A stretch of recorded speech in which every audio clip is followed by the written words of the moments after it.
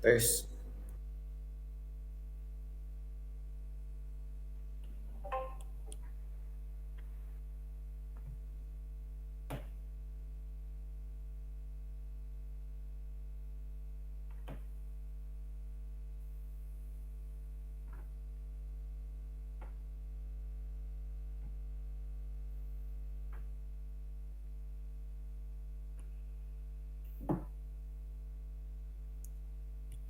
Oke, kita mulai ya.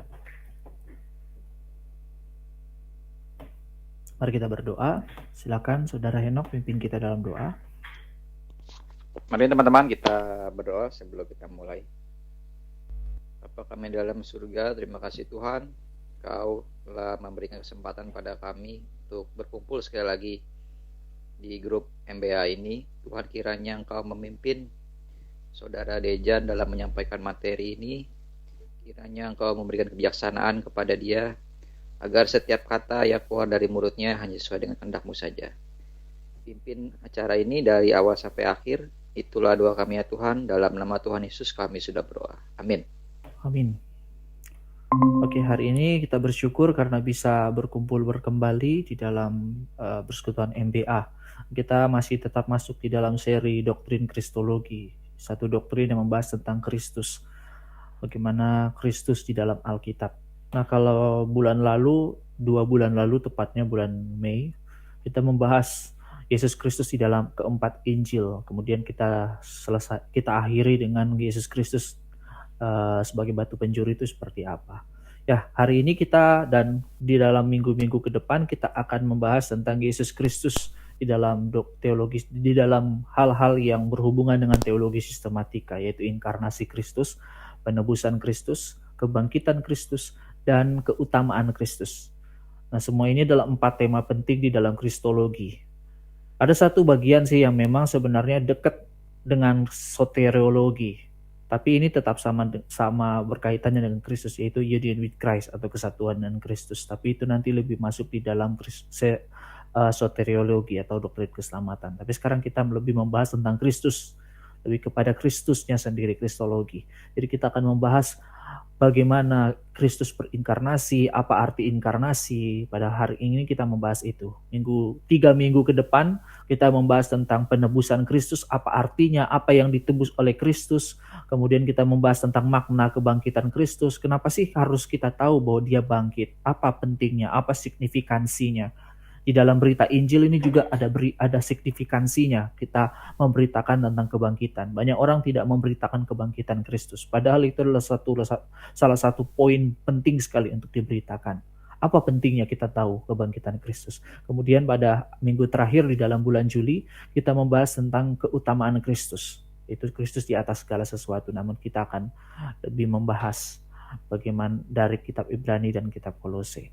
Nah, sebelum kita membahas hal-hal semuanya itu, kita membahas tentang inkarnasi terlebih dahulu. Seperti biasa saya share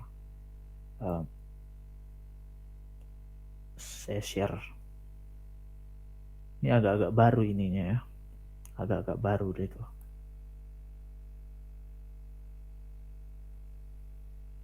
Inkarnasi dan pelayanan Kristus. Nah, saya sebut pelayanan Kristus karena di dalam inkarnasi Kristus itu kita akan melihat bagaimana Kristus juga melayani. Apa sih pelayanan yang Kristus kerjakan di dalam inkarnasinya? Nah, ini apa inkarnasi itu? Jadi saya akan memulai dengan apa inkarnasi, kemudian slide kedua kita membahas bagaimana inkarnasi itu berlangsung atau bagaimana sih cara kerja inkarnasi. Kemudian kita membahas tentang keharusan inkarnasi. Dan sedikit kita membahas tentang tujuan inkarnasi. Meskipun membahas tujuan inkarnasi kita nggak lebih dalam-dalam amat, karena memang nanti kita bahas lebih mendalam itu di 3 minggu ke depan, yaitu kita bahas penebusannya, dan kebangkitan, dan keutamaan Kristus. Karena 3 hal ini berkaitan dengan kenapa Kristus hadir di bumi ini. Namun kita tetap akan bahas kenapa harus inkarnasi atau keharusan inkarnasi. Nah, satu hal yang perlu penting kita mengerti bahwa inkarnasi merupakan doktrin sentral di dalam Kristologi. Kristologi adalah doktrin tentang Kristus. Ini adalah doktrin sentral. Kalau orang-orang agama lain mau menghancurkan teologi Kristen, salah satu yang harus dihancurkan atau mau dihancurkan ya teologi ini. Kalau doktrin inkarnasi adalah doktrin yang sesuatu kebodohan atau sesuatu yang bukan fakta, maka semua doktrin-doktrin tentang Kristus itu akan hancur. Semua doktrin-doktrin tentang Allah itu semua hancur juga. Sama dengan doktrin Tritunggal sebenarnya. Doktrin Tritunggal kalau kita bisa hancurkan, kita bisa benar-benar menunjukkan kesalahannya, itu benar-benar hancur seluruh teologi Kristen. Salah satu penopang teologi Kristen itu adalah inkarnasi Kristus. Di sini akan membahas banyak hal. Ini akan menopang banyak hal tentang doktrin-doktrin yang lain. Dan ini memang sentral. Dan ini juga adalah keunikan dari kekristenan. Agama-agama lain itu bedanya dengan kita, atau kekhasan khas dari kekristenan itu adalah doktrin inkarnasi. Semua agama tidak pernah ada yang mengajarkan tentang doktrin inkarnasi. Tidak pernah ada agama-agama yang menganjurkan, mengatakan bahwa Allah itu menjadi manusia, itu tidak pernah ada. Inkarnasi itu umumnya bicara tentang Yesus menjadi manusia. Namun kita lebih mendalam tentang pembahasan itu. Jadi kekristenan itu yang mengajarkan tentang Allah menjadi manusia. Tidak ada satu pun agama yang mengajarkan Allah menjadi manusia. Yang ada manusia menjadi Allah, manusia menjadi dewa. Seperti kalau kita belajar tentang Siddhartha Gautama, atau juga kita belajar dari Buddha itu ya.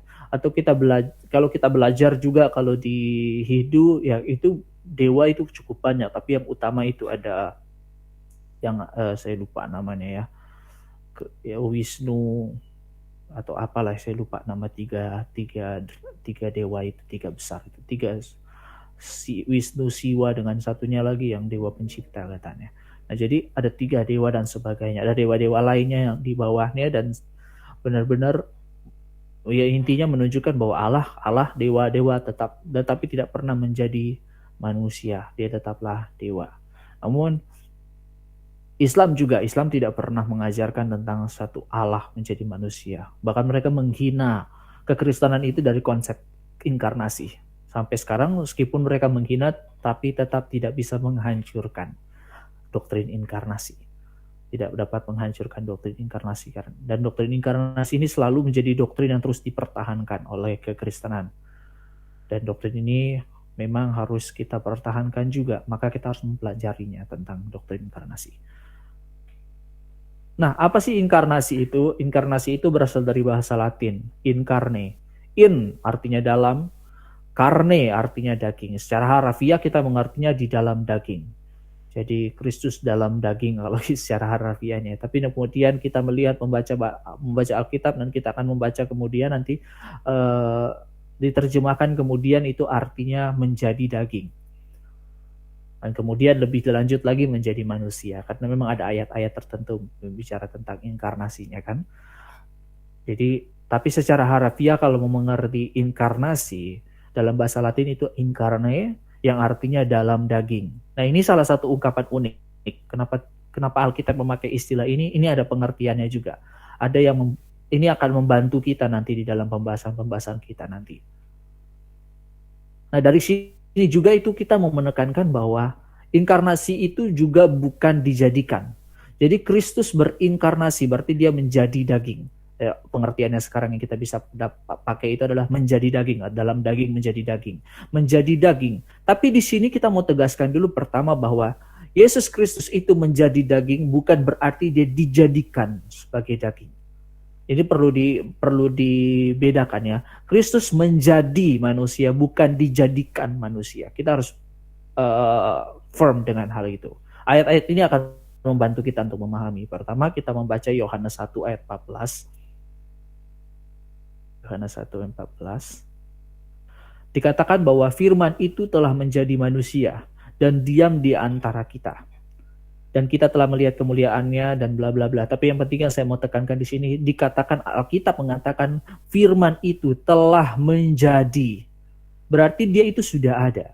Firman itu telah menjadi, bukan sesuatu yang belum pernah ada, ya baru dijadikan. Jadi Kristus berinkarnasi berarti dia memang bukan berarti dia dijadikan manusia. Menjadi manusia bukan berarti dijadikan. Itu perlu dibedakan ya. Dijadikan dengan menjadi itu berbeda. Kalau dijadikan hal pasif, menjadi itu hal aktif. Maka di dalam perkataan Yesus itu menarik. Coba teman-teman satu orang baca Yohanes 9 ayat 39.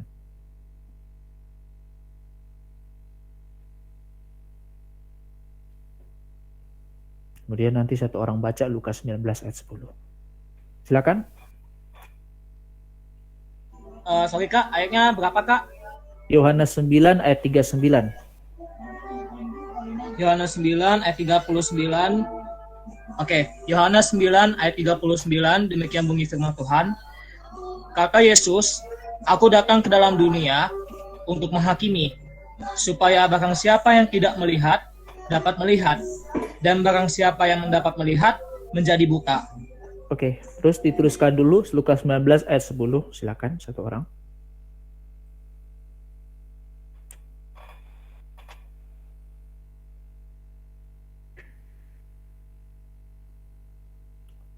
Lukas 19 ayat 10.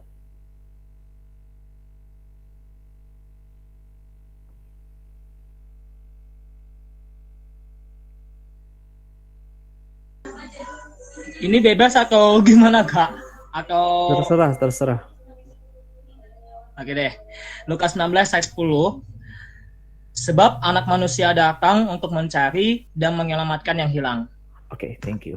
Nah, di sini ada satu istilah yang sama dari dua kata itu. Istilah, kalau kita bisa lihat ambil di sini adalah kata datang. Nah, jadi Yesus Kristus tidak pernah mengatakan dirinya itu dia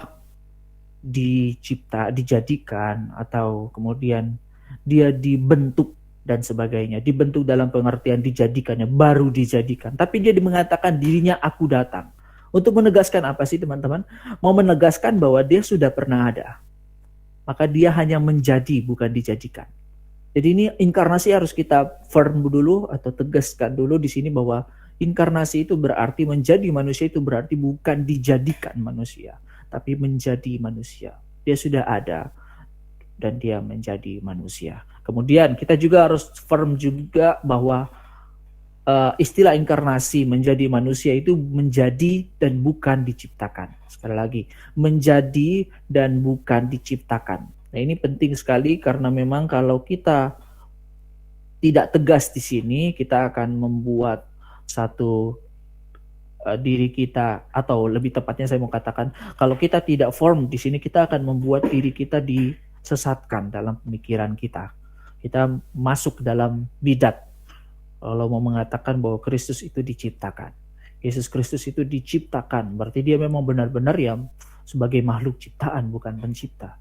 Ini yang saya katakan bahwa Kristus itu, kalau kita tidak firm di sini dan mengajarkan sesuatu yang salah, kita akan membuat mereka sesat dan menjadi bidat, kalau istilah teologi atau istilah orang-orang gereja atau istilah agama juga sebenarnya pakai istilah bidat, ya, sebagai penentang, itu seorang yang salah memahami, menyesatkan orang dan sebagainya, yang tidak mengatakan yang sejati, yang benar. Mereka tersesat dalam pemikiran mereka dan sebagainya. Nah, jadi kita harus tegas di sini. Kalau tidak tegas di sini, kita akan hancur. Kalau Alkitab mengatakan Kristus itu dicipta, berarti itu juga sudah menghancurkan teologi Kristen itu sendiri. Karena mau mengatakan Kristus itu hanya ciptaan, nggak mungkinlah dia bisa berkuasa, mungkinlah dia jadi Allah. Ada memang banyak orang mengatakan Kristus itu adalah manusia ilahi, kemudian dia menjadi Allah. Dia dulu adalah orang yang kudus, orang yang khusus, kemudian dia menjadi Allah. Itu adalah pemahaman yang salah. Nah, memang ada istilah-istilah tertentu yang memang saya nggak ungkapkan di sini, adalah apololianisme, ada nestorianisme, saya nggak ungkapkan di sini. Karena memang saya mau membawa ini lebih sederhana, lebih gampang dimengerti.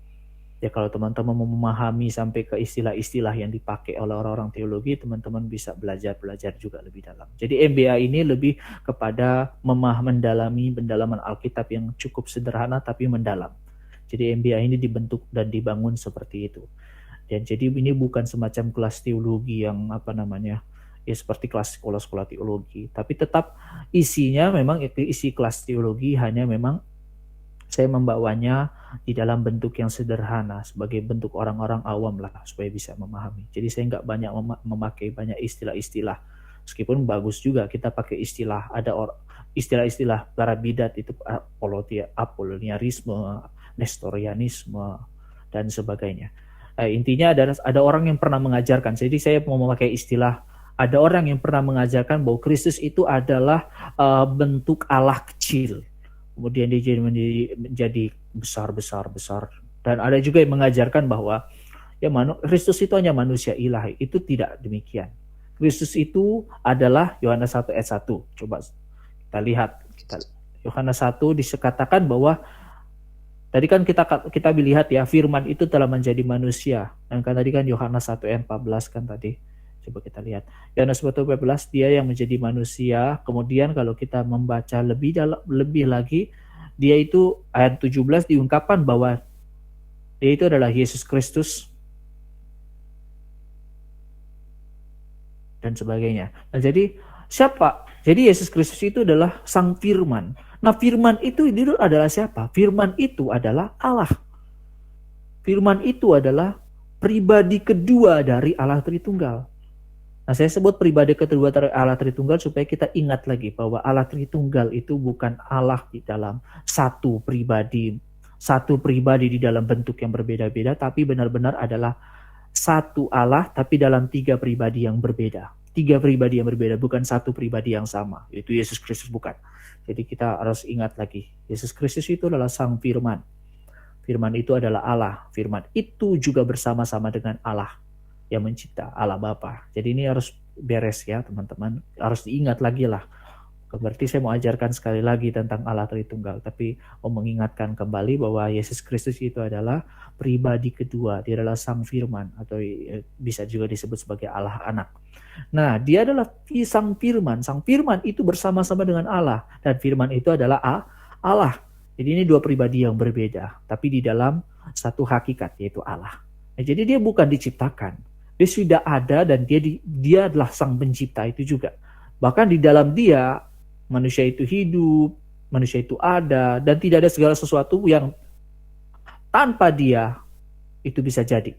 Tanpa dia tidak ada segala sesuatu yang dijadikan. Yohanes 1 ayat 3. Jadi Yohanes 1 ayat 1 mau menegaskan bahwa dia adalah Sang Firman yang mencipta. Kemudian kita lihat 8:58.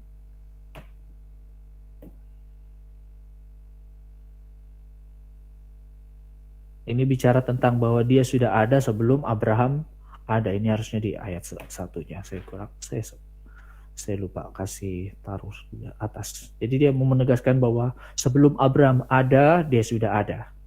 Jadi mau menegaskan bahwa Yesus itu bukan dicipta, bukan dijadikan. Yesus itu bukan inkarnasi, itu bukan satu peristiwa menciptakan satu figur, bukan. Tapi inkarnasi itu adalah sesuatu yang benar-benar dari yang ada itu, yaitu Kristus, dia menjadi. Jadi bukan dijadikan, bukan diciptakan. Jadi Kristus menjadi manusia itu benar-benar bukan ya saat itulah dia dijadikan. Yang namanya Kristus itu baru ada saat itu juga, saat itu. Figur Kristus itu baru ada saat itu salah ya. Teman-teman, itu harus dibereskan. Jadi inkarnasi Kristus itu adalah menyatakan dia itu menjadi manusia. Nah, kemudian kita lihat inkarnasi Kristus itu juga tidak berarti tidak menghilangkan sifat ilahi, apalagi natur keilahian. Ini mau menjawab apa sih? Ini mau menjawab konsep kenosis. Teori kenosis mengatakan bahwa Kristus itu menjadi manusia. Nah, dengan dia menjadi manusia, dia menghilangkan keilahiannya. Dia menghilangkan sifat, ada yang mengatakan juga menghilangkan sifat-sifat ilahinya. Jadi dia benar-benar mengosongkan dirinya, itu kan ada istilahnya ya di ayat Filipi 2. Satu orang baca silakan.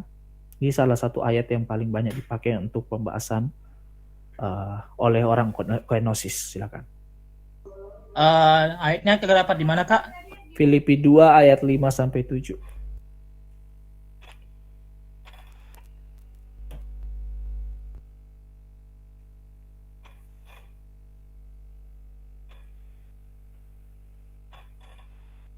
Silakan.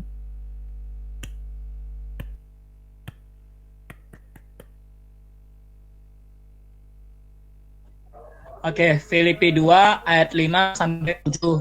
Demikian firman Tuhan. Hendaklah kamu dalam hidupmu bersama menaruh pikiran dan perasaan yang terdapat juga dalam Kristus Yesus, yang walaupun dalam rupa Allah tidak menganggap kesetaraan dengan Allah itu sebagai milik yang harus dipertahankan, melainkan telah mengosongkan dirinya sendiri dan mengambil rupa seorang hamba dan menjadi sama dengan manusia. Nah, di sini ini nanti akan dibahas juga di slide berikutnya. Nah, jadi mau menekankan orang-orang Gnosis memakai ayat ini, maksudnya menekankan bahwa ya ini dia menganggap kesetaraan dengan Allah itu sebagai milik yang tidak harus dipertahankan.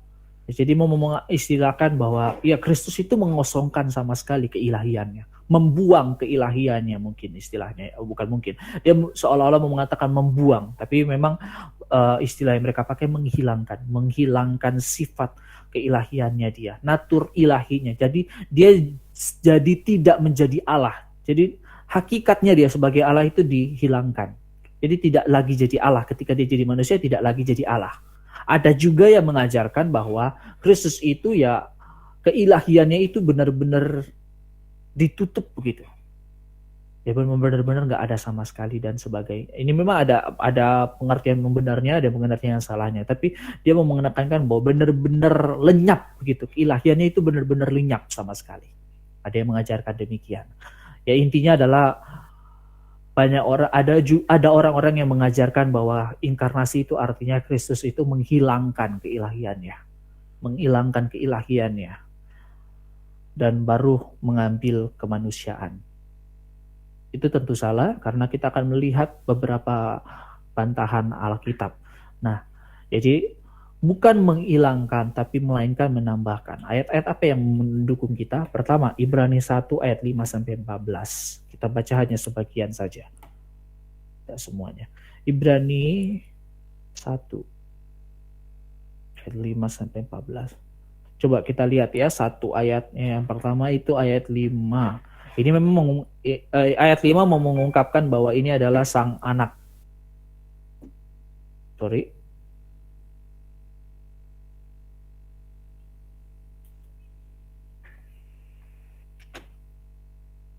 Sang anak. Jadi ini mau menungkapkan dia adalah sang anak. Jadi sang anak ini bicara tentang sang anak yang di dalam Ibrani 1 ini. Saya mau pakai ayat 5 supaya menekankan bahwa perikop ini membahas tentang sang anak. Dan sang anak ini dikatakan adalah ayat 8. Tahtamu ya Allah, tentang anak ini ia berkata, tahtamu ya Allah tetap untuk seterusnya dan selamanya. Dan tongkat kerajaanmu adalah tongkat kebenaran. Engkau mencintai keadilan dan membenci kefasikan, sebab itu Allahmu telah mengurapi engkau dengan menginak sebagai tanda kesukaan melebihi teman-teman sekutumu. Nah, ayat 10, dan pada mulanya ya Tuhan, engkau telah meletakkan dasar bumi. Meletakkan dasar bumi berarti memang dia sudah ada sebelum dunia dijadikan. Dan langit adalah buatan tanganmu. Semuanya itu akan binasa, tetapi engkau tetap ada. Menarik. Semuanya itu akan binasa, tetapi engkau tetap ada. Dan semuanya itu akan menjadi usang seperti pakaian dan sebagainya. Nah, jadi mau menekankan apa? Yesus itu adalah Allah. Allah itu kekal dan Allah itu tidak pernah berubah. Allah itu kekal dan dia tetap ada dan tetap tidak pernah berubah. Yesus Kristus itu adalah Allah dan dia tidak pernah mungkin tidak menjadi Allah. Pribadi Allah tidak pernah mungkin tidak menjadi Allah. Sekali lagi, pribadi Allah tidak mungkin tidak menjadi Allah. Kristus adalah Allah dan tidak mungkin dia tidak menjadi Allah, tidak mungkin bisa membuang. Itu sudah jadi hakikatnya. Sedemikian manusia tidak mungkin bisa menjadi Allah. Karena hakikatnya itu esensi dalam dirinya. Dia adalah manusia. Tapi hakikat dalam dirinya adalah manusia. Tapi hakikat dari Allah adalah Allah. Itu tidak mungkin berubah dari dirinya sendiri. Dalam dirinya sendiri, dia tetap Allah. Yesus Kristus adalah Allah. Dan Yesus Kristus itu kekal. Dia sudah ada sebelum dunia ada, dan dia akan ada setelah dunia tidak ada, atau bumi ini berair, atau bumi dan langit baru akan diciptakan. Intinya adalah dia tetap ada, dan dia dengan kebangkitannya itu menunjukkan hal itu. Nah, kemudian kita juga bisa melihat bahwa itu juga menunjukkan manusia hanya sementara, dan Yesus sudah ada sejak dahulu dan dia bangkit kembali. Yakobus 4, kita lihat kesementaraan bahwa hakikat manusia itu adalah sementara. Punya manusia itu terbatas, termasuk dalam umur. Yakobus 4 ayat 14. Saya bacakan. Yakobus 4 ayat 14. Sedang kamu tidak tahu apa yang akan terjadi besok. Apakah arti hidupmu? manusia itu tentunya. Hidupku itu sama seperti uap yang sebentar saja, kelihatan lalu lenyap. Jadi manusia itu hanya sementara. Kemudian 2 Korintus 4 ayat 18.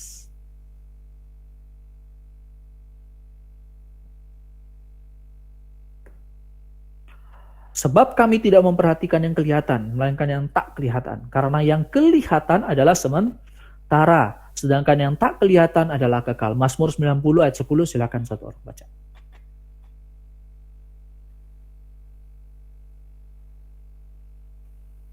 Ayat 10 loh ya.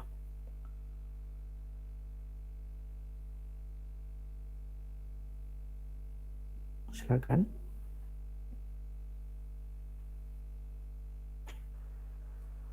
Mazmur 90. 90 ayat 10. Masa hidup kami 70 tahun, dan jika kami kuat 80 tahun, dan kebanggaannya adalah kesukaran dan penderitaan, sebab berlalunya buru-buru dan kami melayang lenyap. Nah, itu juga menegaskan sekali lagi bahwa manusia itu hanya sementara. Tapi Yesus itu tidak pernah mati. Dia bangkit. Dan dia sudah ada bahkan sejak dahulu. Dia artinya Yesus itu kekal. Dan Allah itu kekal, Yesus itu kekal. Yesus itu adalah Allah. Dia adalah Sang Firman. Jadi dia tidak menghilangkan sifat keilahiannya. Keilahiannya tetap hadir. Ketika dia mati, itu menunjukkan memang dia adalah manusia. Tapi ketika dia bangkit, dia menunjukkan bahwa dia adalah anak Allah. Nah itu ya, saya sedikit menyinggung tentang arti penting tentang kebangkitan Kristus. Ya, jadi memang Kristus itu adalah Allah dan selama-lamanya adalah Allah. Manusia adalah manusia, selama-lamanya dia adalah manusia. Hanya memang akan beda status dalam pengertian dia menjadi anak-anak Allah, tapi dia bukan Allah. Manusia suatu kelak nanti dia memang akan disebut sebagai orang-orang kudusnya Tuhan, umat Allah. Tapi bukan berarti dia kemudian berubah hakikat menjadi Allah. Tidak. Tapi manusia tetap manusia, hanya dia dikuduskan kembali. Manusia kan pada sejatinya sebenarnya bukan orang berdosa. Pada awal mulanya manusia diciptakan tanpa dosa. Tapi bukan berarti dia menjadi Allah karena dia tidak ada dosa. Manusia tetap manusia. Kemudian dia dijadikan kudus oleh Allah dan diberikan hidup yang kekal oleh Allah. Diberikan loh, bukan dia yang memiliki hidup kekal. Dia memiliki ketika dia diberikan. Ini juga akan membantu kita memahami tentang Kristus. Dia mengapa bisa mati? Kok Allah bisa mati? Ya karena dia mengambil, menaruh, menjadi sama seperti menjadi sama dengan manusia. Ini sedikit kita singgung apa yang dibahas di dalam slide kedua. Nah juga kita juga akan diperlihatkan juga bentuk-bentuk bahwa dia adalah Allah. Nah ini saya ambil ini ya. Ambil salah satu bahan dari kita punya.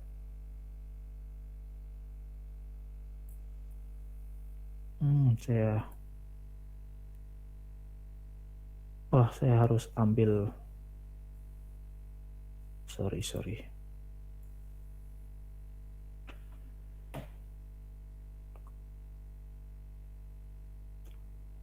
Saya kurang maksud saya kurang siapin bahan itunya. Mana ya itu?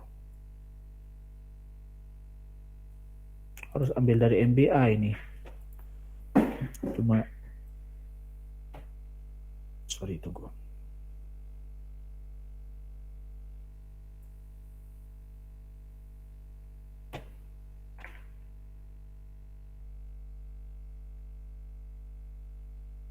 Di bagian satunya. Ini dia.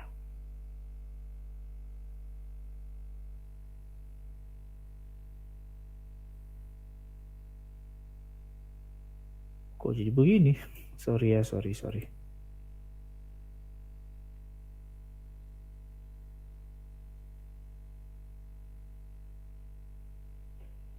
Saya coba mau masuk di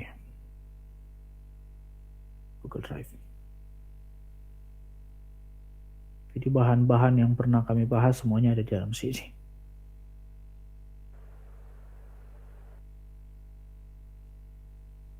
Ini sudah pertemuan ke-29 kalau nggak salah. Itu sudah cukup lama. Nah, ini dia. Kelihatan nggak kira-kira ini ya? Kelihatan nggak? Nggak ya? Halo? Kurang jelas Kak kalau di Kelihatan, saya. Mang. Oh, ada yang kurang jelas ya. Oke, saya baca ya. Ini banyak di Yohanes. Yohanes banyak mengungkapkan bahwa dia adalah Allah. Jadi menggambarkan dia adalah Allah. Pertama, Yohanes tidak menyebut bahwa Yesus Kristus itu adalah Sang Firman. Dia adalah Logos. Yohanes 1. Jadi adalah pada mulanya adalah firman. Firman itu bersama-sama dengan Allah dan firman itu adalah Allah. 1. Kemudian Yesus juga digambarkan pada Yohanes 1:48. Ini dari Yohanes kebanyakan. Karena memang Yohanes punya kristologi adalah menegaskan bahwa dia adalah Allah yang berinkarnasi. Ini kan saya sudah tulis. Yohanes 1 ayat 48. Kata Nathanael kepadanya, bagaimana engkau mengenal aku? Jawab Yesus kepadanya, sebelum Filipus memanggil engkau, aku telah melihat engkau di bawah pohon ara. Mau menegaskan apa? Kemahatauannya dia. Kemudian Yohanes 4 ayat 13-14.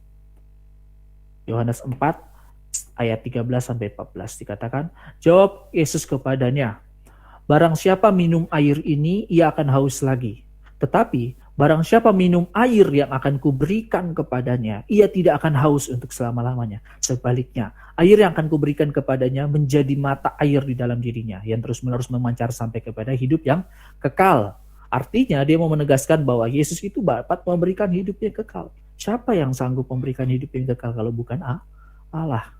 Ada ayat-ayat yang lainnya juga. Kemudian saya loncat bagian bahwa dia menyamakan dirinya dengan Allah. Yohanes 5 ayat 21. Maksudnya bukan dia mempreferensikan dirinya, prefer ke Allah lah kira-kira istilahnya. 5:21. Sebab sama seperti Bapa membangkitkan orang mati dan menghidupkannya, demikian juga anak menghidupkan barang siapa yang dikehendakinya.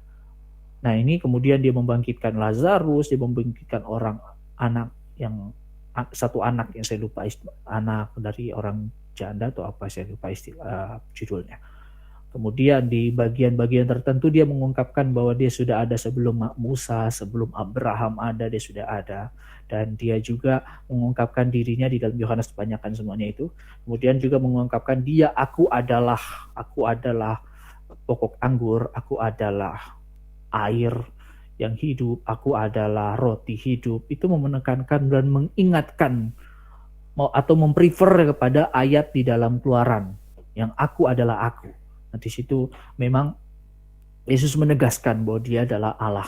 Nah, itu jadi intinya adalah Yesus Kristus itu adalah Allah dan dia tidak pernah tidak menjadi Allah. Artinya di dalam doktrin inkarnasi ini dia tidak menghilangkan sifat ilahinya. Keilahiannya itu tidak dihilangkan, hanya ditambahkan. Nah, maka di dalam kesimpulan dalam slide pertama adalah inkarnasi itu adalah tindakan tindakan Allah anak yang mengambil rupa dan menjadi sama dengan manusia, bukan menghilangkan sifat ilahinya. Oke, kita lanjut di dalam bagaimana inkarnasi itu. Tunggu ya, saya masuk.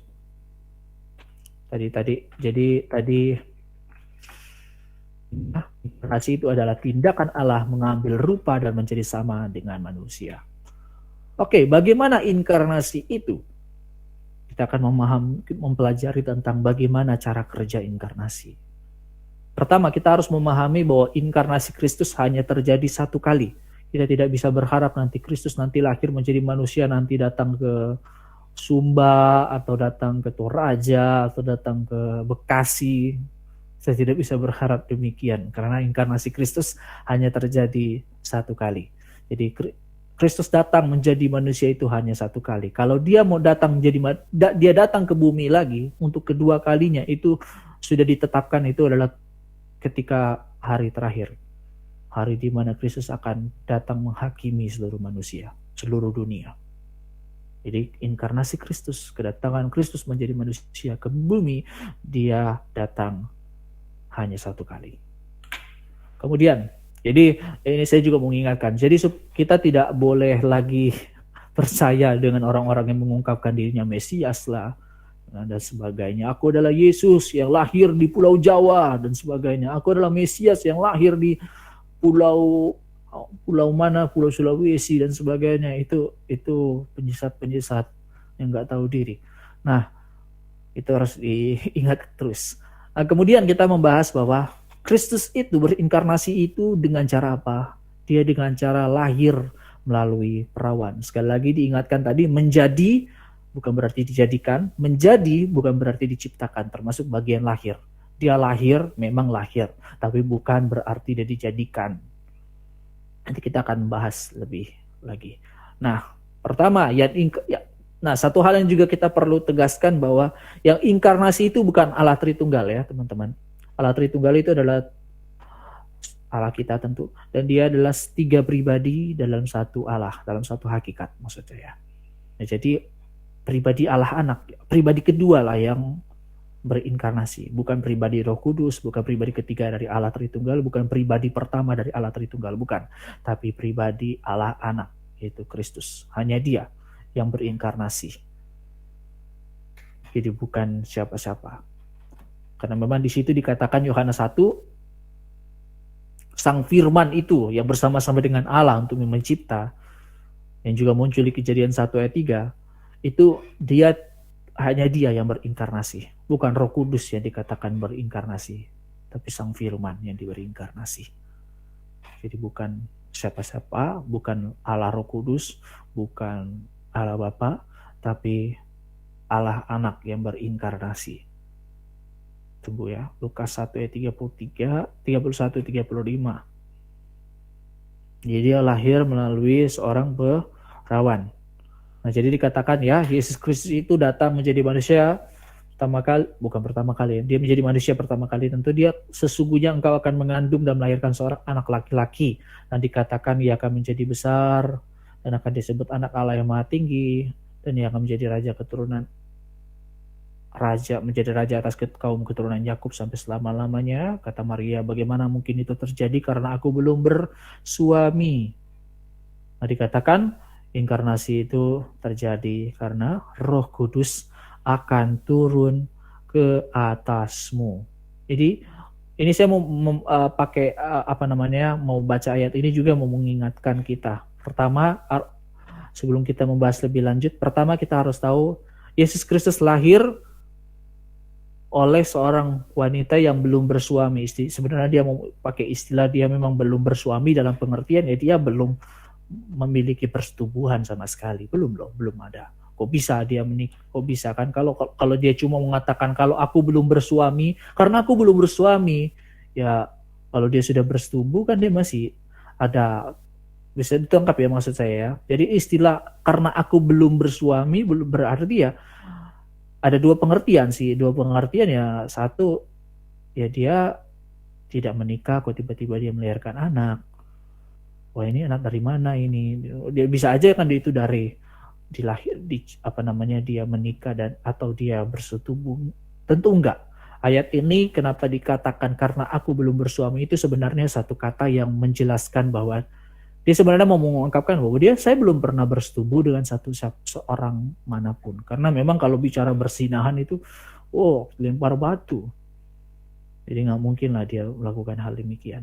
Jadi Maria belum bersuami. Jadi artinya Maria itu istilahnya masih perawan. Dia masih menjadi orang perawan.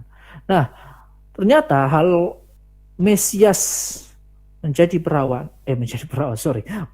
Mesias lahir melalui perawan. Maksud saya melahir melalui perawan. Dia itu sudah pernah diungkap di dalam ayat-ayat Alkitab. Contohnya Yang paling tegas itu sebenarnya saya pakai satu ayat saja di antara ini, yaitu Yesaya 7 ayat 14. Silakan satu orang baca.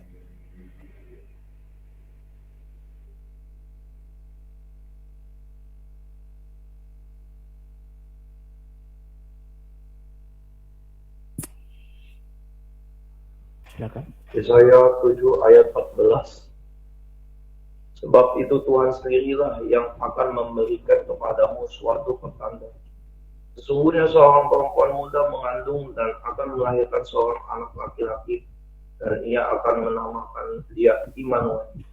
Nah, ini dikatakan dia seorang perempuan muda yang mengandung, anak pakai istilah anak darah, yang mengandung dan akan melahirkan seorang anak laki-laki. Kemudian dia akan menamakan dirinya, nama anak itu Immanuel. Dan memang di dalam Matius kalau kita baca, Yesus itu disebut Immanuel.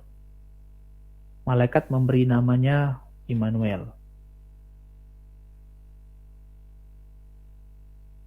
Itu di dalam ayat 23, Matius 1 ayat 23. Jadi sesungguhnya anak darah. Jadi ayat yang tadi kan perempuan muda. Tapi ada terjemahan lagi yaitu anak darah. Perempuan yang memang belum pernah menikah, belum pernah bersetubuh, itu akan mengandung dan melahirkan seorang anak laki-laki, dan mereka akan menemukan dia Immanuel. Jadi malaikat mau menegaskan lagi dengan dia membacakan ayat itu, atau bukan, lebih tepatnya bukan membacakan, dia membicarakan ayat itu, mengatakan ayat itu, menyebut ayat, kalimat dari ayat itu, ayat nubuatan itu mau menegaskan bahwa anak ini memang inilah yang dinubuatkan, dialah yang tadi dinubuatkan. Jadi Kristus itu lahir melalui seorang anak darah. Sang Mesias itu lahir melalui sang anak darah. Lalu bagaimana dia bisa lahir? Bagaimana dia bisa lahir kalau dia belum bersuami? Dia masih perawan. Jawabannya adalah, ini yang harus tegas ya teman-teman, ini harus tegas di dalam doktrin. Yaitu karena Roh Kudus turun ke atasmu dan kuasa Allah saya tekankan di situ akan menaungi engkau. Artinya Maria mengandung Yesus, melahirkan Yesus bukan karena persetubuhan dengan pribadi ketiga atau pribadi Roh Kudus, tapi karena diberi kuasa oleh Roh Kudus. Jadi sebenarnya banyak kalau kita memahami tentang kuasa Roh Kudus bisa membuat kita melahirkan. Maksud saya perempuan bisa melahirkan. Itu banyak kan. Jadi bukan sesuatu hal yang mustahil di dalam perspektif yang di dalam Alkitab. Bahwa seorang perempuan bisa melahirkan. Itu Tuhan sanggup melakukannya. Bahkan orang-orang yang tidak mungkin bisa memiliki anak meskipun dia sudah persetubuhan.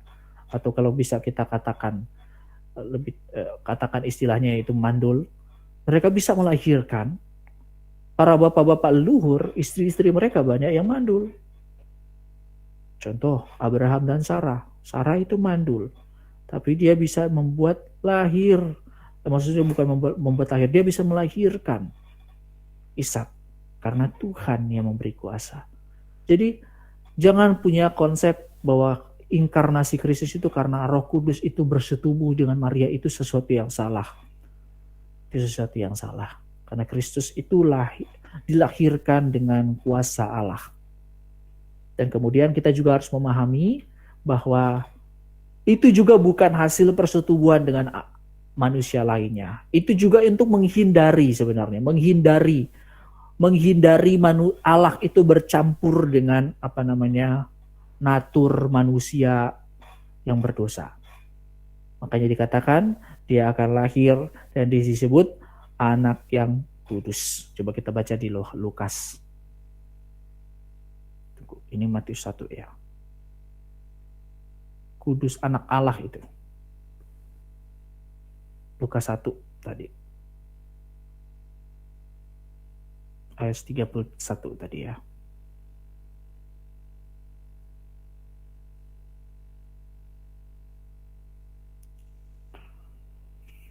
Mana ya? Nah, ayat 35. Roh Kudus akan turun ke atasmu dan kuasa Allah yang Maha Tinggi akan menaungi engkau. Sebab itu anak yang kau lahirkan itu akan disebut Kudus anak Allah. Kenapa harus penekanan ini? Untuk menegaskan kepada kita bahwa, untuk juga membantu kita menjelaskan bahwa kenapa sih Kristus itu harus lahir melalui kuasa Allah, dia harus melahirkan, maksud saya dia mengambil seorang perempuan. Memang ada jawaban begini, itu karena Tuhan mau memakai cara yang baru. Ada yang memang punya pengajaran yang seperti itu. Ya nggak salah juga sih, Tuhan memakai cara yang baru. Karena kan sudah banyak cara kan manusia itu hadir. Pertama, ada manusia yang lahir itu tanpa ibu dan tanpa bapak, Adam. Ada manusia yang lahir itu tanpa ibu, tanpa aku sih jadi bingung ini. Ya tanpa ibu itu Adam, tanpa ibu ya kan, dia bukan dilahirkan, dicipta. Kemudian manusia yang lahir ini tunggu ya. Manusia yang lahir dengan ibu dan dengan bapak itu ada. Manusia yang lahir dengan ibu dengan bapak itu kita semua. Dan manusia yang lahir tanpa ibu dan bapak, manusia yang lahir dengan bapak satu laki-laki itu Hawa. Kemudian manusia yang lahir tanpa ibu, tanpa bapak itu sendiri, dan tanpa ibu itu Hawa. Ini agak ini ya. Jadi manusia tanpa ibu Hawa, manusia tanpa bapak dan tanpa ibu Adam, manusia dengan ibu dan dengan bapak itu kita semua, dan manusia tanpa bapak sama sekali, ya tanpa bapak, yaitu Yesus Kristus. Jadi ini perbedaan yang ini satu perbedaan dan Yesus Kristus punya cara yang berbeda-beda. Kalau Hawa kan dari laki-laki ya kan. Yesus Kristus itu lahir melalui perempuan tanpa persetubuhan dengan seorang yang kita sebut dengan Bapa. Meskipun kita akan menyebut Yusuf itu adalah bapaknya Yesus, tapi itu bukan bapak secara biologis. Yesus itu tidak dilahirkan secara biologis dalam pengertian tertentu ya, dalam pengertian dia bukan dengan persetubuhan, tapi dengan kuasa. Jadi menegaskan untuk menjauhkan juga dari natur manusia yang berdosa dan sebagainya. Nah kemudian itu kita harus tegas ya, jadi manusia Kristus itu lahir bukan karena bersetubuh dengan Roh Kudus. Nah kemudian bagaimana dia berinkarnasi, yaitu dia dengan mengambil rupa menjadi sama dengan manusia. Itu kan ayat-ayatnya ya di dalam Filipi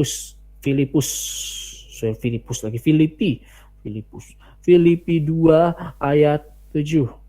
Dikatakan di situ adalah melainkan telah mengosongkan dirinya, ini yang juga dipakai sama orang-orang Gnosis, dan mengambil rupa seorang hamba dan menjadi sama dengan manusia. Dipakai istilah menjadi sama dengan manusia. Demikian Yohanes 1 ayat 14 juga menjadi manusia. Jadi mau menekankan bahwa Allah itu bukan menghilangkan, tapi dia menambahkan natur manusia. Dan di dalam konsep menambahkan itu juga sesuai dengan para konsili-konsili, ada konsili-konsili lagi yang saya belum tulis di sini. Tidak sempat tulis tadi, ada satu hal tertentu. Nah, jadi kita harus memahami juga bahwa bagaimana dia bisa menambahkan diri natur manusianya. Tentu ini memang adalah satu hal yang misteri. Kalau kata siapa? Kalau kata John Calvin, Bapak Gereja Reform atau Bapak Gereja Reformasi Indonesia lagi, reformasi maksudnya. Gereja Reform itu, Gereja Reformasi. Salah satu bapak gerejanya yaitu Protestan dan sebagainya, tapi lebih kepada reformnya itu ya John Calvin. Jadi Luther kemudian John Calvin yang menegaskan tentang Protestan dan reform itu sendiri. Reformasi gereja itu dikerjakan melalui 2 orang ini yang paling besar. Ada satu lagi yang namanya Zwingli, tapi yang paling besar itu 2 orang ini yang paling banyak dikenal, paling banyak akan kita sebut-sebut kalau kita membahas sejarah gereja atau sejarah reformasi gereja ini. 2 orang ini, Martin Luther dan John Calvin. Nah, bagi John Calvin, ini memang satu misteri. Karena memang kalau membahas tentang membicarakan tentang dui natur Kristus, itu memang sesuatu hal yang misteri. Karena dui natur Kristus itu tidak bisa kita pahami dengan bahwa itu bercampur. Kristus manusia dengan Allah itu tidak bisa bercampur sedemikian rupa, tidak bisa. Dan itu tidak mungkin berubah, tidak berubah. Tiba-tiba jadi manusia, tiba-tiba jadi Allah, tiba-tiba jadi manusia, tiba-tiba jadi Allah. Jadi waktu dia berhidup, itu Allah dengan ininya tetap sama dan tidak berbagi dan tidak terpisah. Ini 4 hal yang memang perlu perlu pemahaman khusus tentang tidak bercampur, tidak berubah, tidak berbagi, dan tidak berpisah. Jadi memang tidak terpisah dui natur Kristus, yaitu natur manusia dan natur Allah itu tidak terpisah, dan natur manusianya dan natur Allahnya juga tidak terbagi bagi dua, begitu enggak. Kemudian kita memahami juga bahwa dia memang memiliki 2 natur. Nah, ini presentasi Yesus Kristus dalam Injil Markus itu membahas tentang Yesus Kristus itu juga manusia. Dia memiliki natur manusia. Itu kita lihat di dalam banyak hal. Kalau di dalam Injil Markus kita akan melihat Yesus Kristus yang marah, Yesus Kristus yang sedih, Yesus Kristus yang benar-benar mengalami sakit, Yesus Kristus yang mengalami kematian. Semuanya itu adalah hal-hal yang wajar di dalam diri manusia. Hal-hal yang benar-benar menunjukkan dia adalah manusia. Intinya adalah bagaimana inkarnasi itu, yaitu dengan dia berinkarnasi melalui seorang perawan, dan itu hanya terjadi 1 kali saja. Hanya 1 kali saja. Kita tidak bisa berharap dia datang menjadi manusia lagi. Dia datang kedua kali dalam dunia hanya untuk menghakimi kita dan juga mempersiapkan kita menerima tubuh kemuliaan. Nah, kita masuk di dalam slide terakhir, yaitu membahas tentang keharusan inkarnasi. Kenapa sih inkarnasi itu harus? Apa tujuannya? Tujuannya saya sekali lagi mau tegaskan, tujuannya saya nggak akan lebih mendalam, karena memang ini akan banyak lebih dalamnya di dalam 3 minggu ke depan. 3 minggu ke depan kita bahas penebusan, kebangkitan Kristus, dan juga terakhir di minggu terakhir di bulan Juli itu adalah keutamaan Kristus. Itu pokoknya terakhir. Nah, jadi 3 poin itu sebenarnya adalah membahas tentang tujuan inkarnasi ya. Tujuan kenapa Kristus hadir di dalam bumi ini ada 3 hal ini. Nah, tapi 3 hal itu kita 3 tema besar yang harus kita bahas di selanjutnya. Nah, satu hal yang juga kita perlu mengerti bahwa inkarnasi adalah bukan hanya pilihan, bukan hanya 1 kali saja. Itu memang adalah jalan yang dipilih oleh Allah Tritunggal saja. 1 kali dan satu-satunya. 1 kali dan satu-satunya yang dipilih oleh Allah. Tidak ada jalan lain yang Tuhan pakai. Allah Tritunggal sepakat untuk memakai metode inkarnasi. Istilahnya saya pakai metode inkarnasi. Lalu untuk apa sih inkarnasi? Haruskah itu berinkarnasi? Haruskah Kristus berinkarnasi? Nah, sebelum kita memahami keharusan inkarnasi, kita harus memahami tujuannya apa. Tujuannya pertama, ya tentu adalah dia menggenapi rencana Allah. Galatia 4 ayat 4-5. Nanti satu orang baca 1 Petrus 1 ayat 10-12 dan 20. Jadi satu orang siap-siap untuk 1 Petrus 1 ayat 10-12 dan 20. Saya bacakan Galatia 4 ayat 4-5. Galatia 4 ayat 4-5. Semoga teman-teman masih bisa mengikuti ya. Buat teman-teman yang baru datang juga, saya nggak bisa lihat soalnya karena saya kalau sudah share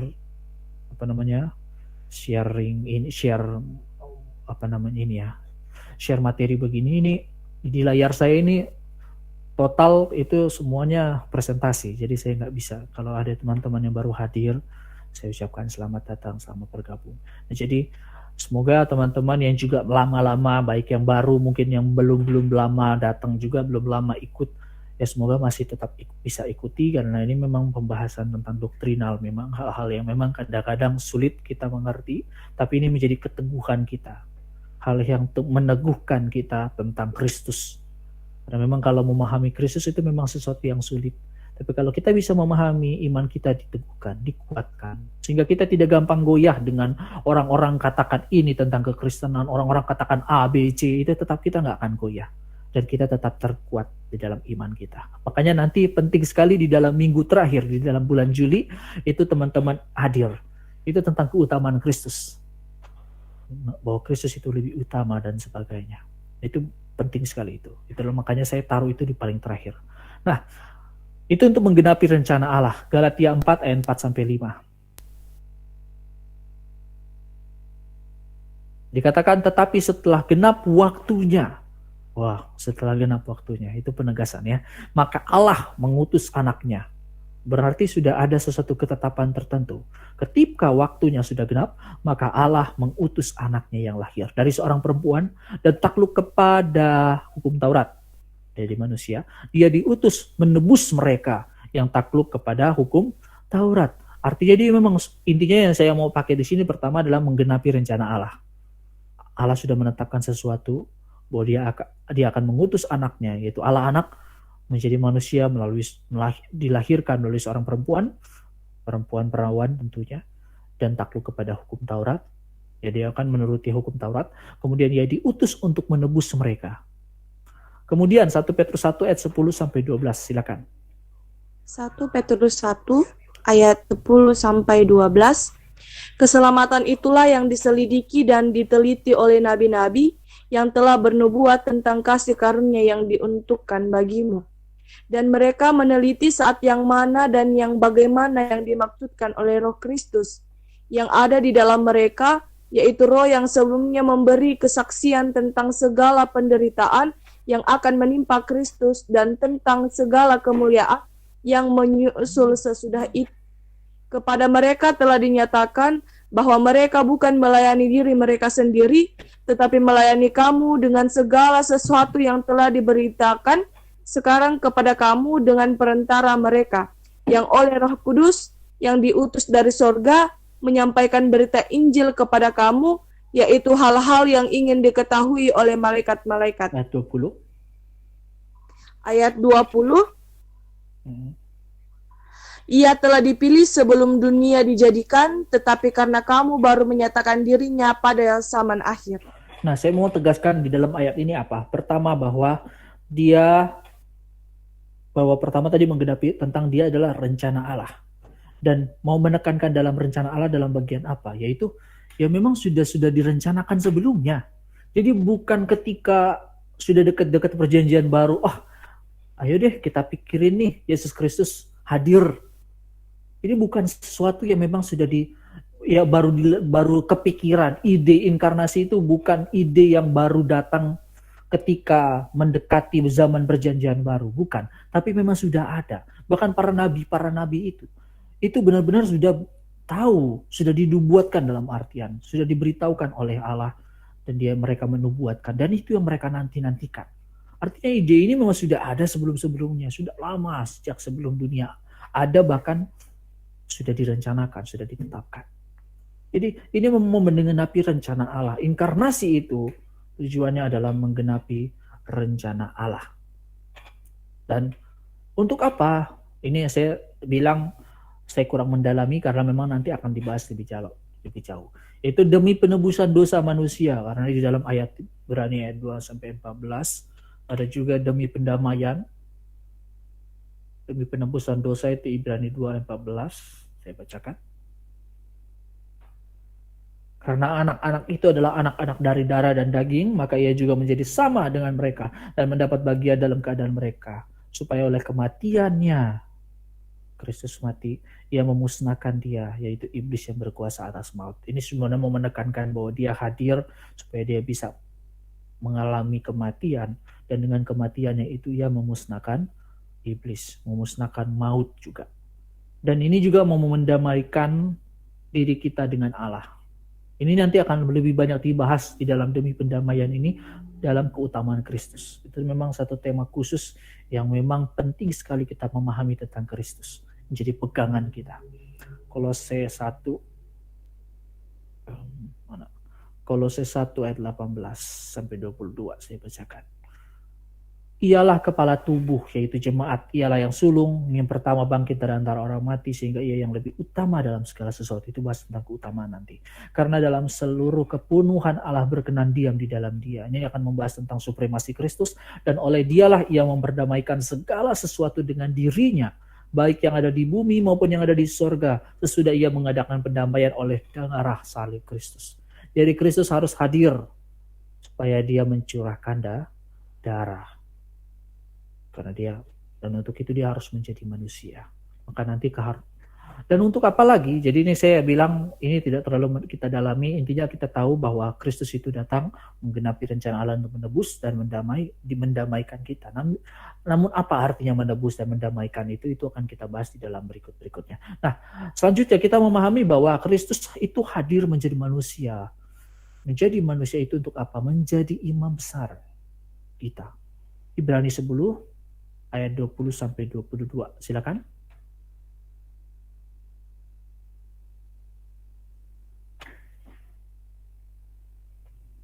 Silakan.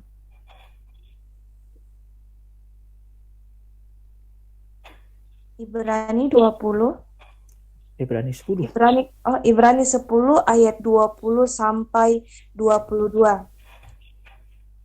Ya, silakan. Karena ia telah membuka jalan yang baru dan hidup bagi kita melalui tabir, yaitu dirinya sendiri. Dan kita mempunyai seorang imam besar sebagai kepala rumah Allah. Karena itu, marilah kita menghadap Allah dengan hati yang tulus, ikhlas dan keyakinan iman yang teguh, oleh karena hati kita telah dibersihkan dari hati nurani yang jahat, dan tubuh kita telah dibasuh dengan air yang murni. Nah, istilah lain sebenarnya saya mau memakai bahwa mengapa dia menjadi manusia, yaitu supaya dia menjadi pengantara antara kita dengan Allah. Pengantara itu bisa kita artikan sebagaimana yang saya pakai poin di ininya, yaitu menjadi imam besar. Ya, intinya dia menjadi pengantara kita, menjadi imam besar kita. Maka untuk dia bisa menjadi demikian, dia harus menjadi manusia. Dia bisa mewakili manusia dan mewakili Allah. Ya, menjadi pengantara kita. Pengantara dan juga menjadi imam besar kita. Dan melalui dia kita bisa datang kepada Allah Bapa, kita bisa berdoa dan mengatakan ya Aba, ya Bapa kepada Bapa di surga. Yang kita sebut Bapa di surga maksud saya, itu Allah Bapa. Kalau tanpa dia, tanpa ada satu perwakilan, satu pendamaian, kita tidak bisa mengalami satu hal yang demikian. Dan tidak ada yang namanya doa-doa. Kalau doa-doa yang sampai Bapa di surga dan sebagainya, dulu orang-orang jarang bisa mengatakan dia Bapa di surga loh. Apalagi orang-orang ada yang kan sekarang jawab panggilannya Pak Ye, Pak Yesus, Tetek. Kalau di Manado ada yang panggil istilahnya Tetek manis. Atau yang daerah lain apakah ada yang begitu? Di daerah Manado, saya orang Manado, Sulawesi Utara itu banyak yang memakai istilah Tetek manis, Pak Ye dan sebagainya. Ya itu kan istilah-istilah kalau di dalam perjanjian lama itu bisa nggak sopan loh itu bagian itu. Karena nama-nama Allah itu benar-benar harus terpilih dan nggak sembarangan kita datang ke tempat berdoa begitu, nggak sembarangan, harus imam besar yang bahkan datang ke ruang maha suci. Makanya ketika Kristus mati, ruang maha suci itu terbelah menjadi dua. Tabirnya maksudnya itu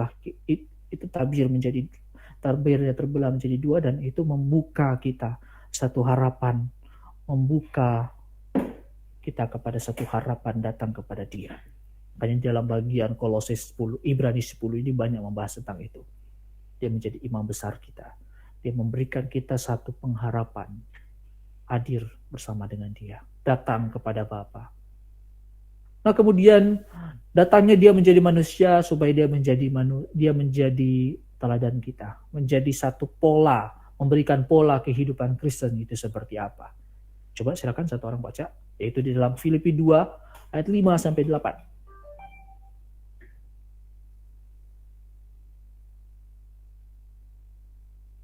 Silakan.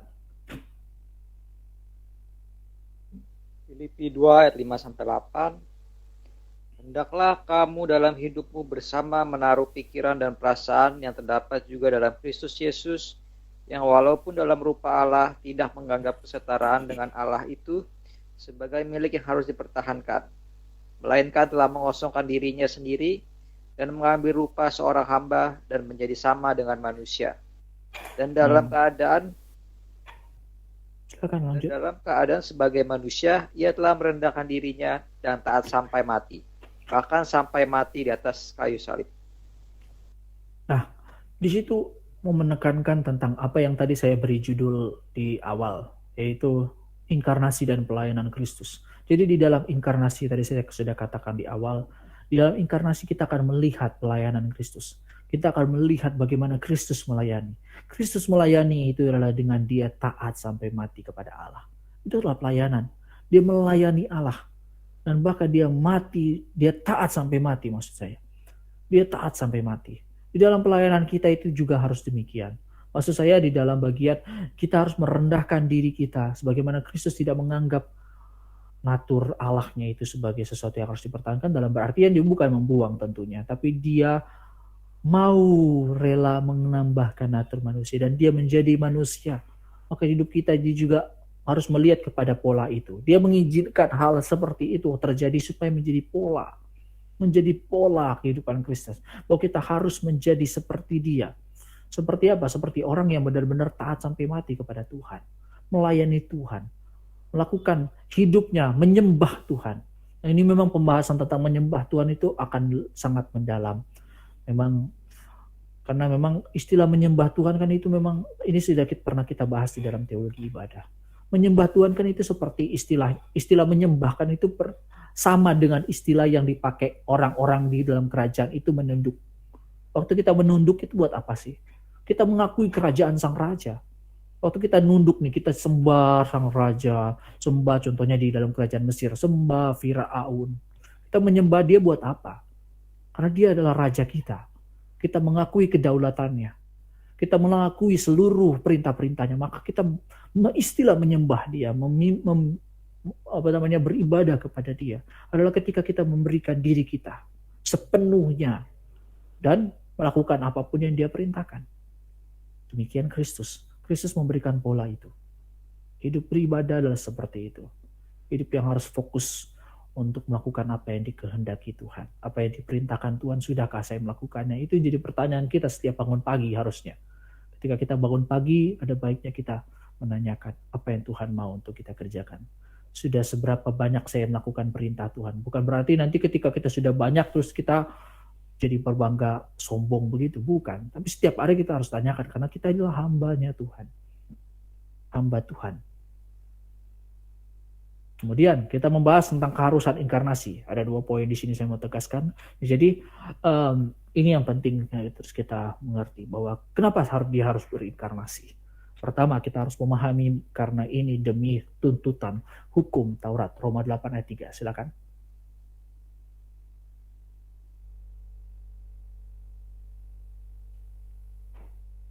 Roma 8 ayat 3.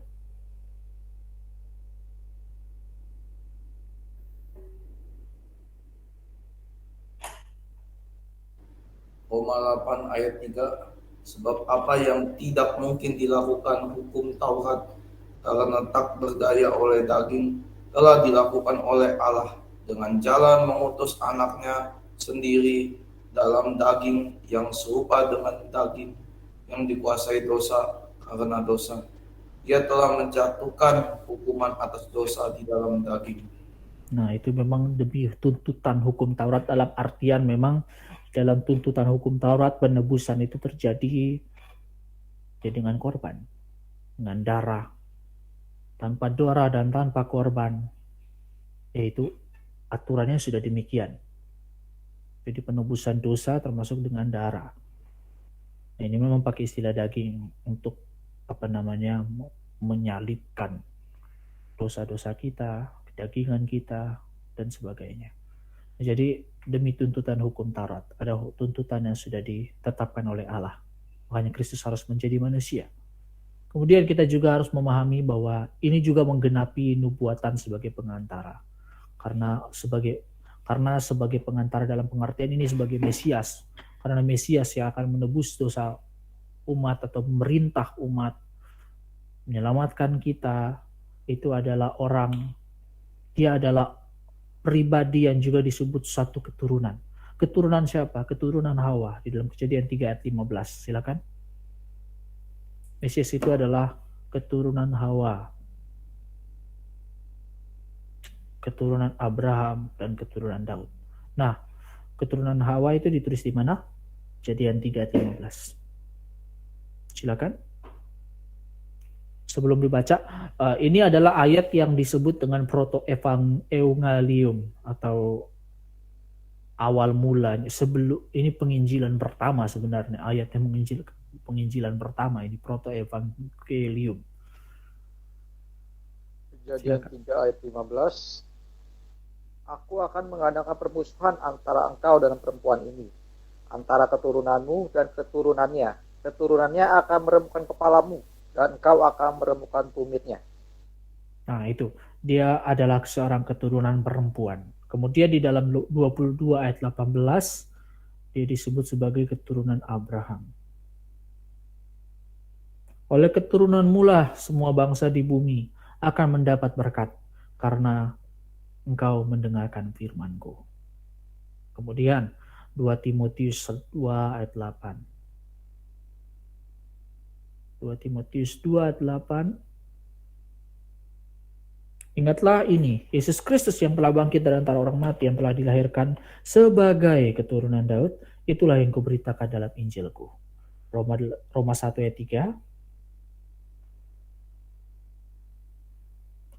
Tentang anaknya yang menurut daging diperanakan dari keturunan Daud. Jadi ayat-ayat ini mau menegaskan bahwa Kristus itu benar-benar Mesias yang akan lahir itu. Dia dari keturunan Daud. Dan dalam Matius 1 itu jelas sekali dia adalah keturunan Daud. Jadi mau menegaskan apa? Kenapa dia harus berinkarnasi? Ya karena Mesias itu adalah satu keturunan. Dia harus hadir menjadi manusia. Dia ditetapkan adalah satu keturunan dari Abraham, dia adalah keturunan dari Daud, dia adalah keturunan dari Hawa yang akan meremukkan tumit dari si ular. Artinya Kristus harus berinkarnasi karena Kristus atau Sang Mesias itu, dia adalah satu keturunan. Dia adalah keturunan dari Hawa, Abraham, dan Daud. Dan itu juga menggenapi nubuatannya. Karena nubuatan Mesias itu penting sekali untuk menegaskan siapa Mesias itu. Kalau tanpa tanda-tanda itu mungkin kita bisa menyebut diri kita Mesias. Tapi kalau dengan tanda-tanda yang sudah diberitahukan oleh Tuhan, tanpa tanda-tanda kita mungkin tidak akan memahami siapa Mesias itu. Tapi dengan tanda-tanda itu kita sudah jelas siapa Mesias yang diutus oleh Allah. Dan dikatakan Mesias itu tanda-tandanya salah satunya adalah dia adalah keturunan Hawa, keturunan Abraham, dan dia juga adalah keturunan Daud. Maka dia harus berinkarnasi menjadi manusia. Karena tanpa dia berinkarnasi, dia tidak bisa menjadi pengantara kita. Karena dengan darah dan dengan korban kita bisa ditebus oleh Tuhan. Dan kita akan membahas lebih dalam itu di dalam penebusan Kristus.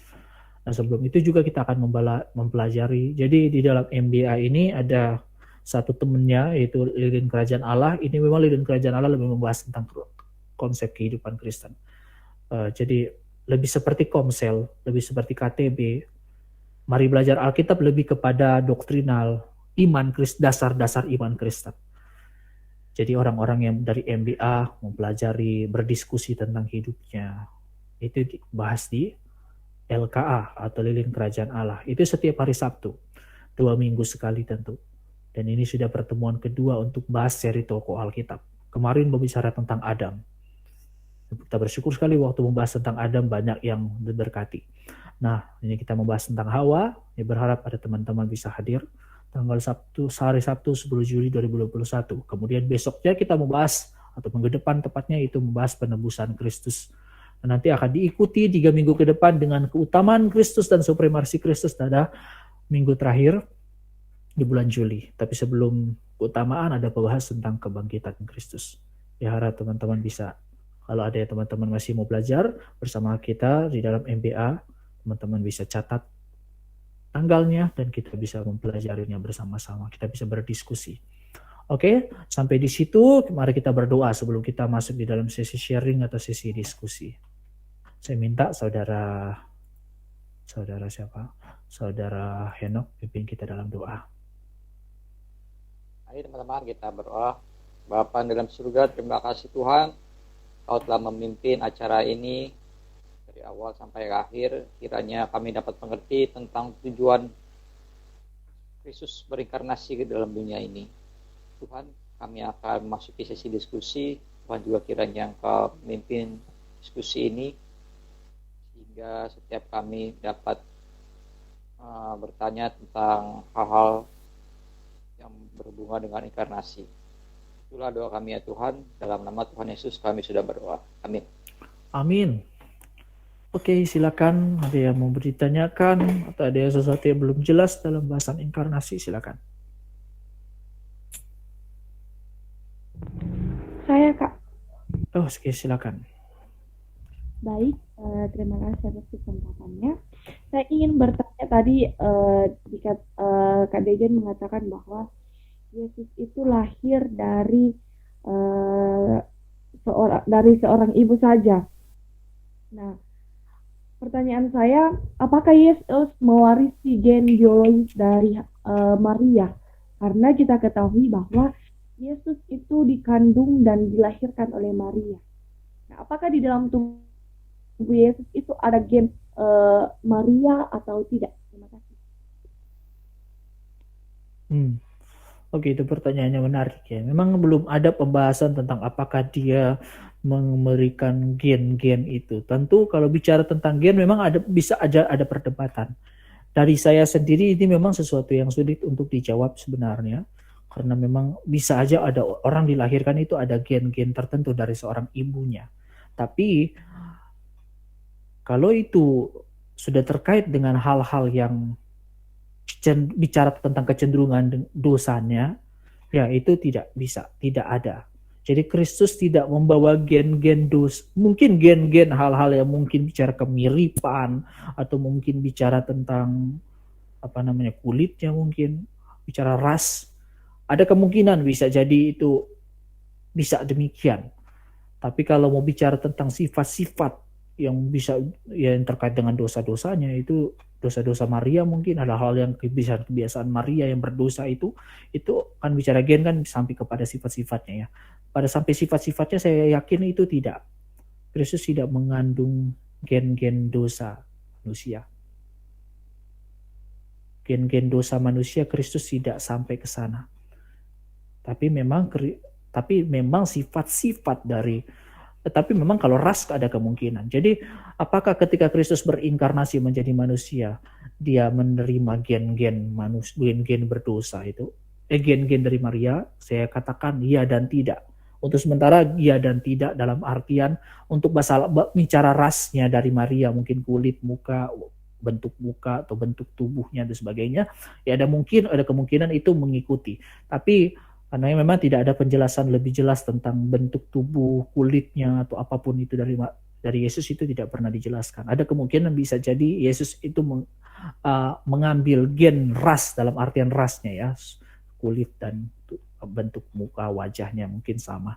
Tapi untuk bicara sifat dari Maria, kebiasaan-kebiasaan berdosa dari Maria itu tidak. Karena memang inkarnasi Kristus itu memang dibuat sedemikian rupa tanpa Bapa, tanpa persetubuhan dengan manusia. Tadi saya sudah jelaskan. Karena menghindari konsep bahwa ya Yesus itu hasil persetubuhan manusia. Ya dia sama aja manusia berdosa, tentu tidak. Maka dia memang harus menjadi manusia tapi melalui kuasa Roh Kudus. Jadi tidak menggunakan hasil biologis persetubuhan itu, tidak. Kira-kira itu jawabannya. Bisa terjawabkah? Oke, sama-sama. Oke, yang lain bagaimana? Ada yang mau memberikan pertanyaan lagi tentang inkarnasi Kristus? Jangan tanya tentang penebusan, kebangkitan, atau keutamaan dulu ya. Nah, kita bahas di 3 minggu ke depan. Apa arti penebusan, apa arti kebangkitan, apa arti keutamaan Kristus. Ini memang bulan ini saya berharap teman-teman bisa hadir terus. Karena kita akan membahas tentang Kristologi. Bulan Agustus kita bahas eklesiologi, doktrin gereja. Jadi doktrin Kristus itu kita harus teguh, harus kuat di situ. Oke, siapa lagi ada yang mau ditanyakan? Pak, saya mau nanya Pak, itu kalau untuk membantah ajaran yang bilang katanya kalau Yesus itu katanya Allah minor itu gimana ya, yang bilang Yesus itu memang bukan ciptaan tapi ada yang bilang Allah minor itu tidak sesuai dengan Allah, itu gimana cara membantahnya Pak? Maksudnya penjelasan membantahnya gitu. Jadi di dalam doktrin itu percaya bahwa Kristus itu bukan Allah minor. Itu yang tadi saya katakan dia adalah Allah kecil. Maksud saya ada orang mengajarkan dia adalah Allah kecil. Itu istilah tadi sama dengan Allah minor. Nah, tentu tidak. Kristus itu adalah Allah sepenuhnya. Kristus itu tidak pernah menjadi kurang dari Allah. Kristus itu adalah Allah sepenuhnya. Itu di dalam Allah Tritunggal, doktrin Tritunggal kita pernah membahas bahwa dia adalah Allah, benar-benar 100% Allah, 100% manusia. Manusia sejati dan Allah sejati. Itu konsili-konsili sebenarnya sudah menjawab. Konsili-konsili kan itu pertemuan-pertemuan antara gereja-gereja. Salah satu jawaban kita bisa pakai konsili-konsili itu. Konsili-konsili sudah menetapkan. Itu yang ketemu itu gereja para hamba-hamba Tuhan itu. Jadi yang bisa kita salah satu jawabannya ya, para konsili sudah menetapkan kok Kristus itu adalah Allah sejati dan manusia sejati. Di dalam Alkitab ada nggak? Ada. Tidak mungkin loh dia diceritakan dia adalah setengah Allah. Nggak ada satupun. Dia adalah Sang Firman dan dia dikatakan firman itu adalah Allah. Tidak pernah dikatakan firman itu adalah setengah Allah. Tidak pernah dikatakan demikian. Firman itu adalah Allah. Firman itu bersama-sama dengan Allah dan mencipta bersama, dan dia adalah Allah. Firman itu bersama-sama dengan Allah dan firman itu adalah Allah. Jadi dia benar, dan pada mulanya adalah firman. Dia memang benar-benar sudah hidup kekal, dia memiliki kekekalan, dia memiliki kemahatauan. Semua yang ada pada diri Allah itu ada pada Kristus. Jadi tetap Kristus adalah Sang Firman dan dia tidak pernah menjadi setengah Allah atau menjadi dia dulu adalah Allah minor. Tidak demikian. Dan juga kita tidak mempercaya bahwa Allah itu, kita tidak percaya Allah itu ada banyak. Ada Allah minor, ada Allah mayor, tidak. Karena kita percaya Allah kita adalah Allah Tritunggal, yaitu Allah Bapa, Allah Putra, dan Allah Roh Kudus. Itu yang ditegaskan oleh Alkitab. Kira-kira seperti itu. Oke Pak, terima kasih. Pak, itu untuk memastikan istilah yang 100% Allah 100% manusia itu, jadi dia 100% pada saat menjadi manusia tidak menghilangkan keilahiannya, ya benar begitu ya? Iya, seperti tadi. Okay. Jadi dia menjadi manusia bukan berarti inkarnasi Kristus itu bukan berarti dia menghilangkan 100%. Tadi kan dia tidak menghilangkan 100%. Ini saya sedikit share lagi. Dia tidak menghilangkan 100%. Tidak menghilangkan keilahiannya. Ini kan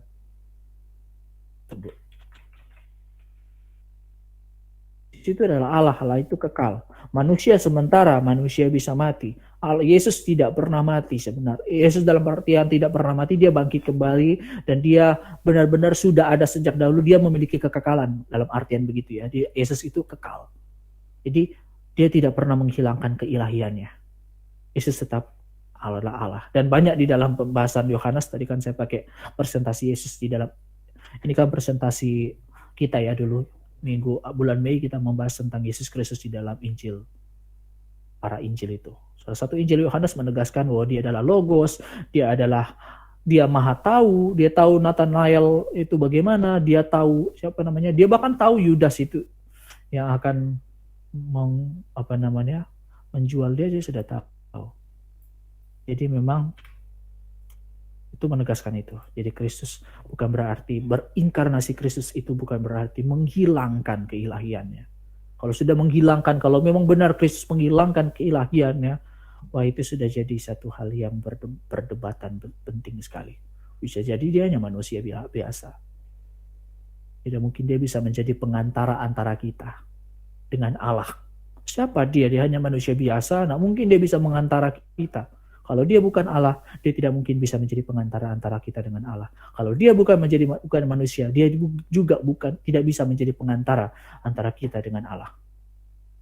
Maka dia menjadi manusia, menjadi Allah, dia adalah Allah dan menjadi manusia karena dia menjadi pengantara kita. Dan dia menjadi manusia. Oh ya, satu hal yang saya belum tegaskan tadi, bahwa dia menjadi manusia itu adalah pada saat dia berinkarnasi. Jadi sebelum itu dia belum menjadi manusia. Jadi inkarnasi itu adalah saat waktunya dia menjadi manusia. Dia menjadi pengantara kita. Sebelumnya tidak ada sama sekali. Dia tidak pernah menjadi manusia sebelum inkarnasi. Inkarnasi itu adalah masa dia menjadi manusia. Ada lagi yang mau ditanyakan atau ada sesuatu yang mungkin kurang jelas tadi? Jadi saya tegaskan ya. Sebelum teman-teman ada yang nanyain. Oke Pak, terima kasih. Jadi sekali lagi, jadi kita nanti ada 3 Ini pembahasan seri kristologi kita, kebangkitan, keutamaan Kristus, penebusan Kristus. Lalu nanti hari Sabtu ini, itu setiap 2 minggu sekali, itu ada tentang Hawa.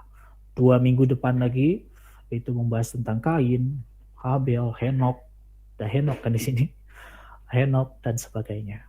Teman-teman bisa catat tanggalnya, supaya bisa ingat dan kita bisa mempelajari bersama. Oke, ada lagi yang mau ditanyakan? Tidak ada Pak, terima kasih. Yang lain gimana?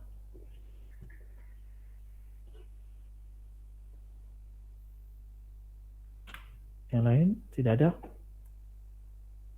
Kalau sudah tidak ada, oke, sudah tidak ada lagi ya. Oke, kalau memang belum ada, nanti teman-teman bisa tanya juga di WA sebenarnya. Jadi sekali lagi tadi saya pengumumannya itu supaya teman-teman tidak lupa, supaya teman-teman bisa hadir semuanya. Saya berharap teman-teman bisa terus hadir di dalam seri kristologi ini, karena ini adalah salah satu seri doktrin sentral. Kalau doktrin ini nggak kuat, teman-teman nanti pergi kemana-mana, pergi ke daerah-daerah yang keras dalam iman, maksud saya radikal, ya teman-teman mungkin bisa goyah imannya mungkin. Kalau tidak memahami tentang Kristus, nanti ketika ditanya-tanya kita nggak bisa jawab. Orang yang mungkin lagi berharap kepada kita, wah dia kan orang Kristen harusnya tahu, bla bla bla bla. Ya akhirnya dia malah nggak bisa dapat jawaban. Barangkali satu kelak nanti kita berada di satu daerah, contohnya Aceh. Oh ya, kita di sini punya blog ya, kita punya For God Ministry, dan blog ada pokok-pokok doa misi. Jadi setiap provinsi kita bahas. Nah itu baru mulai itu 2 minggu lalu membahas Banda Aceh. Kalau teman-teman baca Banda Aceh itu punya radikalisme juga ada, meskipun nggak semua orang Aceh demikian, tapi ada orang-orang Aceh yang keras, punya keradikalannya. Nanti ada kata kita hidup di daerah seperti itu. Teman-teman bagaimana mempertahankan iman kita, dalam artian mempertahankan dasar iman kita, menjelaskan kepada orang lain, itu harus kuat. Maka saya berharap bulan ini teman-teman bisa hadir. Oke, kalau tidak ada, kita berdoa, kita selesai sampai di sini. Kita tutup dalam doa. Ada orang baru di sini. Oh, ini ada Cindy Bale. Selamat datang Cindy. Selamat bergabung. Ini kan baru datang ya. Ini Cindy, kalau boleh tahu dari mana ini orang? Shalom, selamat malam semua. Shalom. Malam. Dari Sumba. Oh, dari temannya Yabes ya berarti ya? Iya, temannya Yabes. Oke, selamat datang, selamat bergabung. Saya berharap minggu depan masih bisa ikut ya. Amin. Oke, kita selesai sampai di sini. Kita berdoa. Saya minta saudara perlindungan berdoa buat kita. Bagi penutup.